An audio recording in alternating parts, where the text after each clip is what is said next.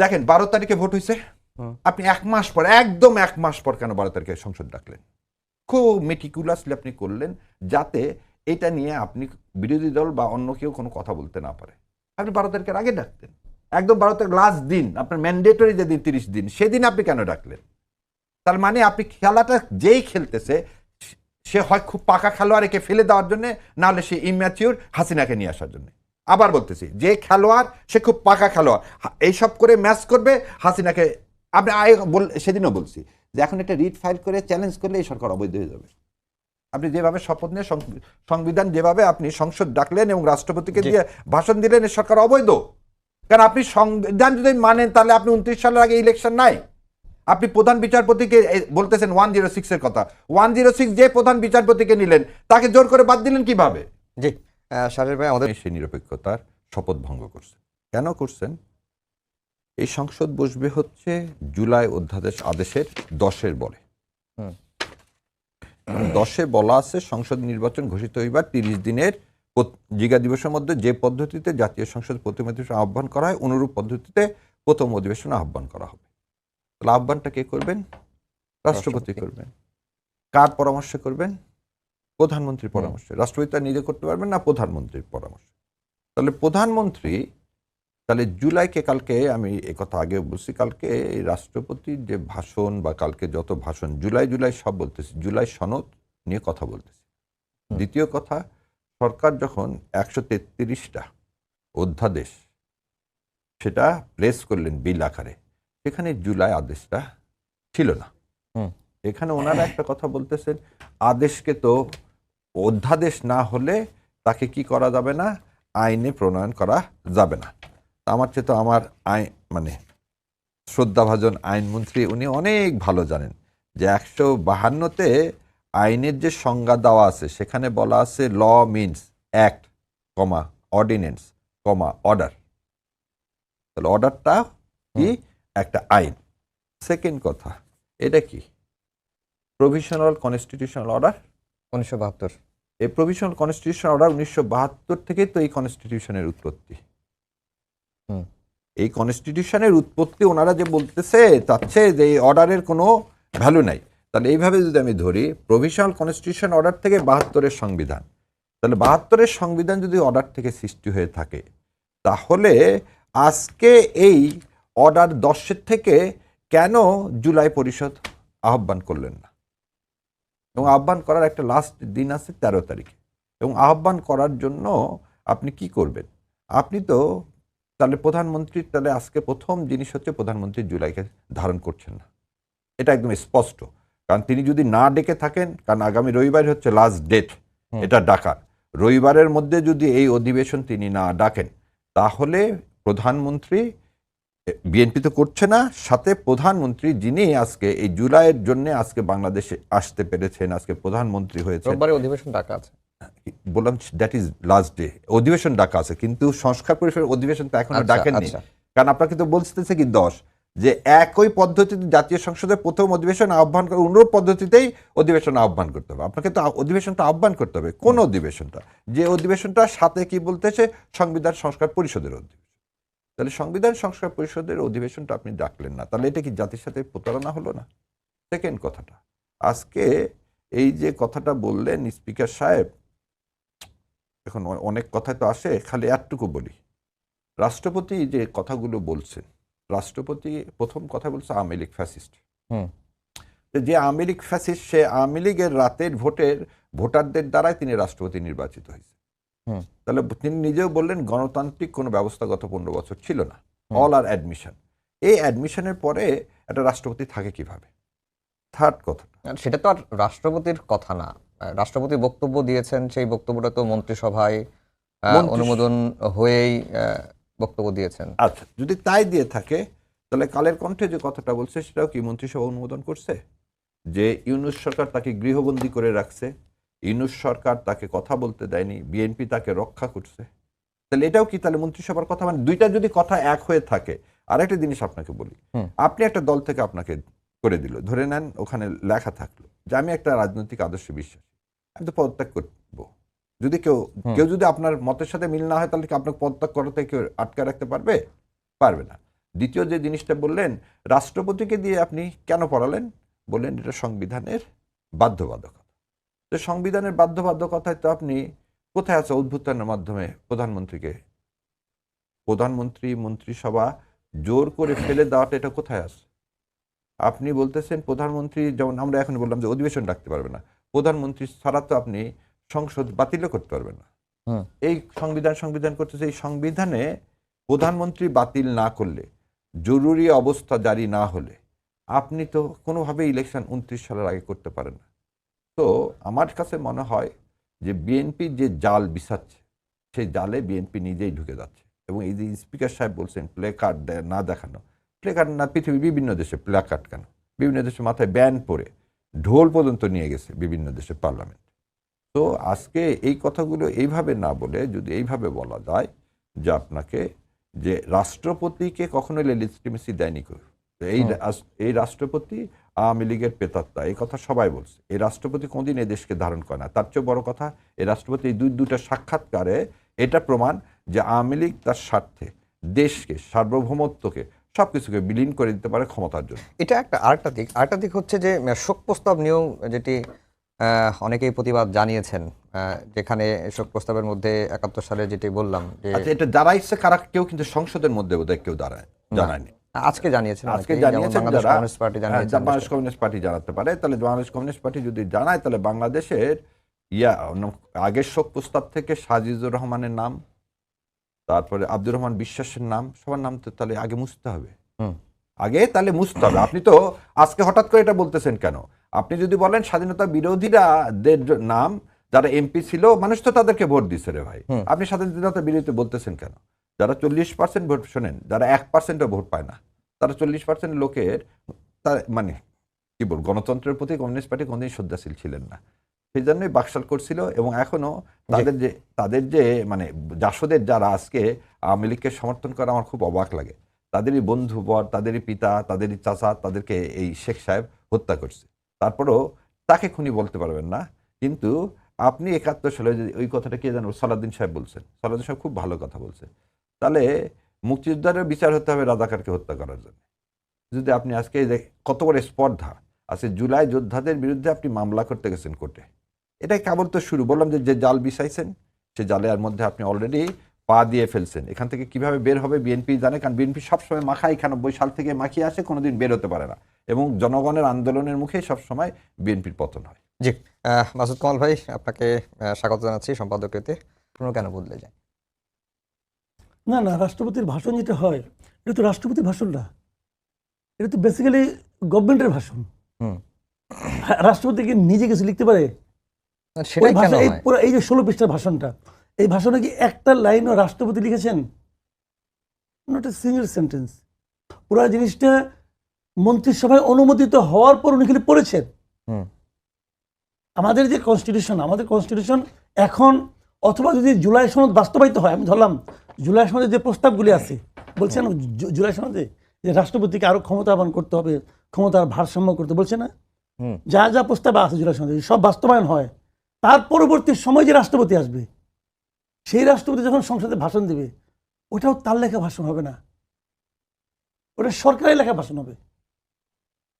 এটা নিয়ে তো আমি দেখলাম যে আমার কাছে মনে হচ্ছে যে রাষ্ট্রপতিকে আমরা বলি জানেন দেশের সর্বোচ্চ ব্যক্তি, সবচেয়ে সম্মানিত ব্যক্তি বলি, এবং তাকে আসলে সবচেয়ে অসম্মানিত অবস্থায় রাখা হয়।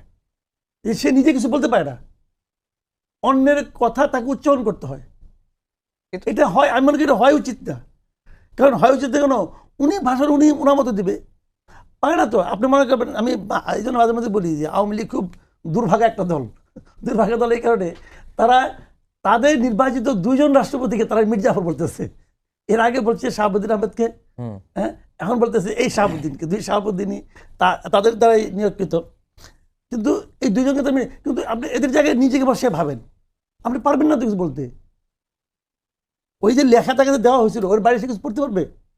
কিন্তু তারপরেও এত আলোচনাটা কেন, যে রাষ্ট্রপতি ভাষণ দিলে কি এমন, মানে ভাষণ দিয়েছেন বা ভাষণ দেওয়ার পরে কি এমন হলো যে তাকে অপসারণ করতে হবে, তাকে গ্রেফতার করতে হবে? অপসারণের সঙ্গে ভাষণের কোনো সম্পর্ক নাই। এই যে ভাষণ নিয়ে এত আলোচনা করতেছে, জামাত এবং ইউসুফি ভাষণের জন্য তো প্রত্যাহার করলো, চলে আসলো, এই ভাষণ তারা শুনবে না, হ্যান করবে না, বলছে তো। হুম। উনি যে ভাষণ দিয়ে দিছে, হুম। 15 তারিখে তো আবার সংসদ তো আবার রিজিউম করবে, তাই না? হুম। আবার নতুন করে আবার আলোচনা করবে। 15 তারিখে বসে তারা কি নিয়ে আলোচনা করবে? বলেন কি নিয়ে আলোচনা করবে? রাষ্ট্রপতির ভাষণ নিয়ে আলোচনা করবে। এই সংসদের পরবর্তী দিনগুলোতে এই রাষ্ট্রপতির ভাষণ নিয়ে আলোচনা করতে হবে তাকে। ওই যে 16 পৃষ্ঠা ভাষণ সবাইকে দেওয়া হয়েছে, যাওয়ার সময় সবাই ভাষণটা হাতে নিয়েও গেছে। হুম। হ্যাঁ, ওই যে ভাষণটা আছে ওইটা নিয়ে তাদের আলোচনা করতে হবে আগামী কয়েকদিন। তো যে ভাষণ তুমি বলতে দিলা না, শুনলা না, এবং তাকে বাধা দেওয়ার জন্য এত ব্যস্ত ছিলা যে জাতীয় সঙ্গীত পর্যন্ত তুমি মানে ভালোভাবে শুনতে পারলা না, ওটা দিকে মন দিতে পারলা না, এত জোরে যে আওয়াজ হচ্ছিল। আমি ওখানে ছিলাম কালকে। তো যে এটা তুমি পারলা না, এবং তুমি মানে প্রথমে কেউ খেয়ালই করে না যে জাতীয় সঙ্গীত বাজতেছে। রাষ্ট্রপতি ঢোকার সঙ্গে সঙ্গে জাতীয় সঙ্গীত বাজা শুরু করে, এটা তো ভাই নিয়ম। তারা খেয়ালও করে না, খেয়াল করেনি কিন্তু ওই কারণে আমি অনেকে বলতেছে যে অবমূল্যায়ন করছে, ওগুলিটা আসলে খেয়াল করে না ভাই, হইচইয়ের মধ্যে খেয়াল করে না। কিন্তু আমার কথা হলো কি, রাষ্ট্রপতি ঢোকার সঙ্গে সঙ্গে তো মানে জাতীয় সঙ্গীত বাজা শুরু করে। তো ওইটা বাজার পরে আপনি তারা মানে এত তারা ব্যস্ত ছিল এটা নিয়ে, এত সিরিয়াসলি তারা এটাকে নিয়েছে, নিয়ে এটা তারা নিতেই পারে, তাদের পলিটিক্সের নিয়ে আমার কোনো বক্তব্য নাই। কিন্তু আপনি যে 15 তারিখ থেকে যে আপনার আবার সংসদ শুরু হবে, এই সময় আপনি আলোচনা করবেন কি নিয়ে? আলোচনা হবে রাষ্ট্রপতির ভাষণ নিয়ে। শাহরিয়ার ভাই একটা কথা বলছিলেন যে বিএনপি আসলে বিভিন্নভাবে জাল বিছিয়েছে এবং এই জালে তারাই হয়তো আটকা পড়বে, এমনটাই তিনি বলার চেষ্টা করেছেন। কারণ বিএনপি এখনো সাংবিধানিক সংস্কার পরিষদের সভাটা এখনো ডাকেনি, এবং তিনি এও বলছেন যে প্রধানমন্ত্রী আসলে জুলাই ধারণ করেন না। তাহলে সংস্কারের ভবিষ্যৎটা কি? শুনেন, এই জিনিসটা হলো কি, আমি বলি আপনাকে, মানে জাল নিজের জালে নিজে ফাঁসবেন, এই কথা বলার অর্থ হলো উনি যেটা বলতে চাচ্ছেন যে বিএনপি যে যে কাজগুলি করছে এই সবগুলো ওনার কাছে লজিক্যাল মনে হচ্ছে না একদম। বিএনপি কিছু কিছু জিনিস অ্যাভয়েড করে যাচ্ছে, বিএনপি কিছু কিছু জিনিস হয়তো সংবিধান সম্মতভাবেও করছে না, এগুলো তো আছেই। সত্যি কথা বলতে কি আপনার মানে এরা এত ভজগট বাঁচত না, বুঝছেন? এটা বাচ্চা কেন জানেন? 8 তারিখে শপথ নিয়েছে না, মানে শেখ হাসিনা চলে গেছে, একটা সরকারের পতন হয়েছে। কিসের জোরে হয়েছে? সংবিধানের কোন ধারায় হয়েছে? সংবিধানের কোনো ধারা অনুযায়ী হয়েছে? হয় নাই, গণ আন্দোলনের মুখে হয়েছে। ওকে, তখন আপনাদের উচিত ছিল এই সংবিধানটাকে স্থগিত করে দেওয়া, তাহলে এত ভজগট আর বাজে না।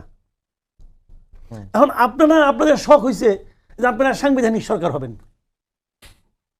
এবং এই শখের ঠেলায় আমরা মাঝখানে পেয়েছিলাম না, ঠেলায় তবে ঘুরতে গেছে, এখন এটা হলো এরকম, ঠেলায় আনন্দে ঘুরতে গেছে। এত শখ হয়েছে তারা সংবিধান রাখবে, আবার সংবিধান মানবে না, আবার প্রয়োজন মতো রাখবে, প্রয়োজন মতো মানবে না। ভাই আমি বলি, এগুলো তো আমরা অন্তর্বর্তীকালীন সরকারের সময় দেখেছি। ওই তো সমস্যা তো ওখান থেকে তৈরি হয়েছে। আচ্ছা, আপনি তো মানতে পারছেন না, আপনি সব মানতেছেন। সংবিধান মানলে তো আপনি সংবিধান চেঞ্জও করতে পারেন না, আরেক যন্ত্রণা তো আপনি তো করতেছেন। তো এখন এত কিছু করে দরকার ছিল না, প্রথমেই সংবিধানটাকে স্থগিত করে দিত, দিয়ে যা যা দরকার আপনি করতেন, করে নিয়ে পরে আপনি ঠিকঠাক করতেন। এখন বের হওয়ার উপর কি? এখন বের হওয়ার কোনো উপায় নাই, যেমনি বেরোবেন অমনি দোষ বেরোবে একটা। এই যে বইয়ের বই হয়েছে আইনের বইটই নিয়ে, আপনি যেমনি বেরোবেন যা করবেন চাইলে ওইটার মধ্যে ভুল ধরতে পারবে কিন্তু। এখন তো ভুলের রাজত্বে সবাই আছেন, এখন এই ভুল সংশোধন রাখ পর্যন্ত এরকমই চলবে। আমি কোনো পর্যায়ে আমি একটা ছোট্ট এক্সাম্পল বলতে বোঝাই আপনাকে। প্রথমে কালকে সংসদের প্রথম আলোচনাটা অধিবেশন সভাপতিগুলোকে খন্দকার মোশাররফ হোসেন, ওনার তো করার কথা ছিল না সংবিধান অনুযায়ী। এবং নর্মালি কি করতে হয়, আগে সংসদে যিনি স্পিকার উনি, আমি বলবেন স্পিকার পদত্যাগ করছে, হ্যাঁ করছে।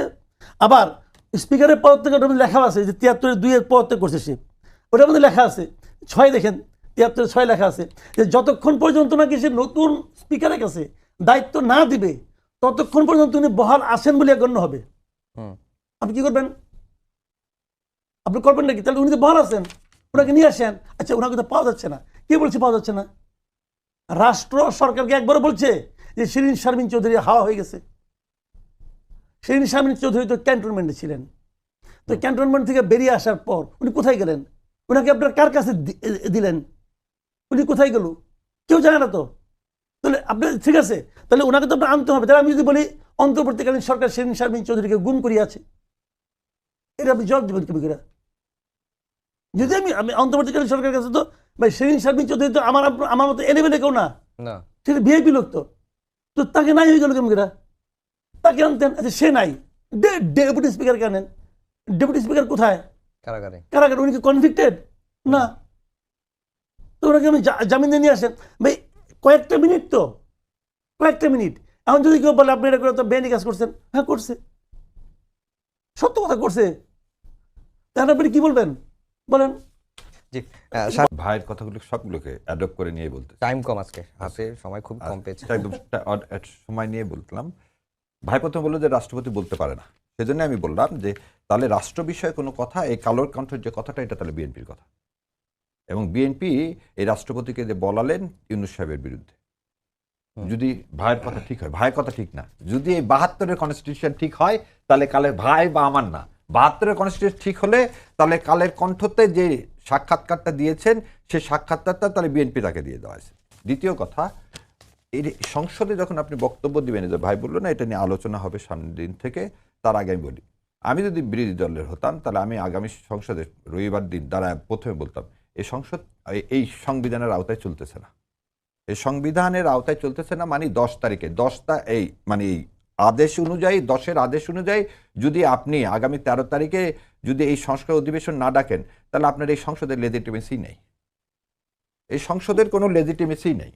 আপনি তো বললাম যে লেজিটিমেসি যদি দিতে চান তাহলে শেখ হাসিনাকে ফেরত আনেন, সব করেন, 29 সালে ইলেকশন করেন। আর যেটা বললো ভাই, এটাও কথা যায়, এটা তো এটা সিরিয়াস কোশ্চিন অফ মার্ক, সে সরকারের কোনো পার্ট হবো না।